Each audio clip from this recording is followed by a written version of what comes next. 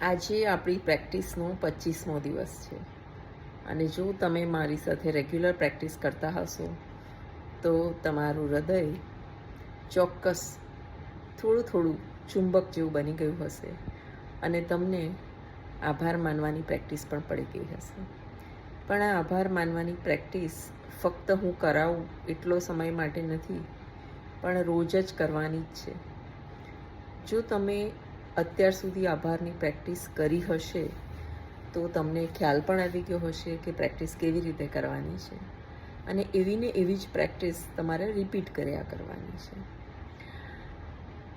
કમેન્ટમાં મને લખીને જણાવો કે આભારની પ્રેક્ટિસ કરવા પછી તમારું હૃદય કેવું છે. સોફ્ટ ફીલ થાય છે, હાર્ડ ફીલ થાય છે, આઈ મીન કોમળ થઈ ગયું છે, કેવું થઈ ગયું છે? કમેન્ટ કરીને જણાવો કે આભારની પ્રેક્ટિસ કરો છો આટલા દિવસથી તો તમારા હૃદયની સ્થિતિ શું છે. કાલના દિવસમાં તમારી સાથે જે પણ કંઈ થયું સારું, એ બધાને જ આપણે આજે આભાર માનવાનો છે. આજની પ્રેક્ટિસ એક ગઈકાલે તમે તમારી સાથે જે પણ આખા દિવસમાં થયું, તમે જે કંઈ કામ કર્યું, જે કંઈ અનુભવો કર્યા, જે પણ કંઈ કર્યું એનો આજે આપણે આભાર માનવાનો છે. આપણા બધાને એવું જ થાય છે કે કંઈક સારું થયું હોય તો જ આભાર માનવાનો ને. પણ આટલા દિવસથી જો તમે બધા જ વિડીયો જોયા હોય તો તમને ખબર જ હશે કે તમે સવારે ઉઠ્યા ને એ પણ એક સારું થયું છે. થોડુંક ડીપલી વિચારો, તમે ઉઠ્યા, તમારી સાથેના બધા માણસો ઉઠ્યા, તમારા ભાઈ બહેનો ઉઠ્યા, તમારા પેરેન્ટ્સ ઉઠ્યા. જો કોઈ ના ઉઠી હોત તો આજનો દિવસ તમારો કેટલો ખરાબ હોત. એટલે બધા જ તમારા સગાવાલા, તમારા ભાઈ બહેનો, તમારા બાળકો, મિત્રો બધા ઉઠ્યા છે. એનો આભાર આપણે કેમ ભૂલી જઈએ? સૌથી પહેલો તો આપણે એનો આભાર માનવો જ જોઈએ. ત્યાર પછી સવારે તમારી સાથે, બપોરે તમારી સાથે કે સાંજે તમારી સાથે જે પણ ઘટનાઓ થઈ હોય એનો તમે એક લિસ્ટ બનાવો અને એનો આભાર માનો. ઉદાહરણ તરીકે હું તમને એવું કહી શકું છું કે હું આજે સમયસર ઉઠી એટલે મારી ફેમિલી માટે સમયસર ટિફિન બનાવી શકી, સમયસર દીકરાને કોલેજ મોકલી શકી. એના માટે હે ઈશ્વર, હે યુનિવર્સ, તારો આભાર, આભાર, આભાર. એવી રીતે આખા દિવસ દરમિયાન જે પણ કાંઈ તમને ગઈકાલે કર્યું હોય એ બધાનો તમારે આભાર માનવાનો છે. જ્યારે તમને ખબર ના પડતી હોય કે ભાઈ મારી સાથે કંઈ સારું થયું હતું કે નહીં, કે મારો દિવસ કેવો ગયો હતો, તો આપણને જ પોતાને પ્રશ્ન પૂછવાનો છે. આપણું મગજ અને હૃદય એવું છે કે જો તમે એને ક્વેશ્ચન પૂછશો ને તો તરત જ આન્સર શોધવા માંડી પડશે. પૂછીને જુઓ, ગઈકાલે મારી સાથે શું સારું થયું? ગઈકાલે સવારના ડ્યુરેશનમાં મારી સાથે શું સારું થયું? બપોરે મારી સાથે શું સારું થયું? રાત્રે શું સારું થયું?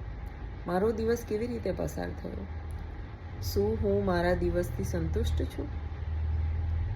હું કઈ કઈ વસ્તુનો આભાર માનું? આ બધી જ ક્વેશ્ચન્સ તમે જેમ જેમ તમને પૂછતા જશો ને તમને આનો જવાબ મળતો જ જશે. હું મારી વાત કરું તો મેં તમને ટિફિનની વાત કરી. સવારે ઉઠવાથી માંડીને આભાર માનવાની પ્રક્રિયામાં બપોરે અને સાંજે મને 2 ટાઈમ પેટ ભરીને ખાવાનું મળ્યું, એનો હું આભાર કેવી રીતે ભૂલી શકું? સવારે પ્રભુનું સ્મરણ કર્યું, તાજા ફૂલો બગીચામાં ઉગ્યા હતા તે ભગવાનને ચડાવ્યા, તેનો આભાર.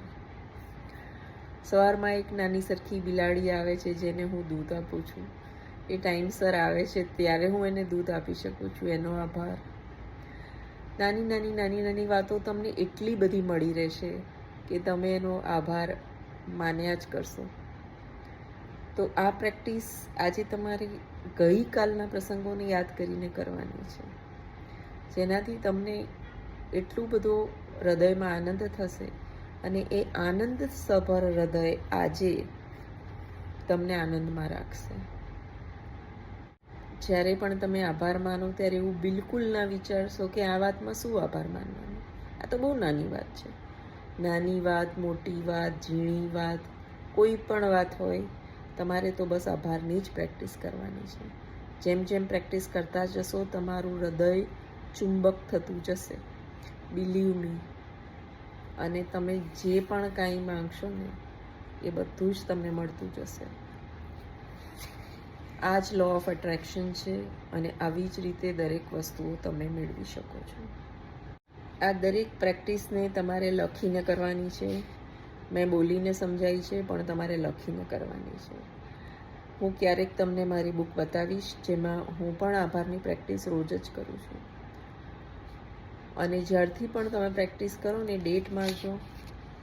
તમને ખબર પડશે કે તમે 1 મહિના, 2 મહિના, 3 મહિના પછી કેટલું બધું તમારી સાથે સારું થયું છે. તો તમને આ પ્રેક્ટિસ કેવી લાગે છે મને કમેન્ટમાં ચોક્કસથી જણાવો. વિડીયોને શેર કરો, લાઈક કરો અને ચેનલને સબસ્ક્રાઈબ કરો. તો આવતીકાલે ફરી મળીશું એક નવી પ્રેક્ટિસ સાથે. આવજો.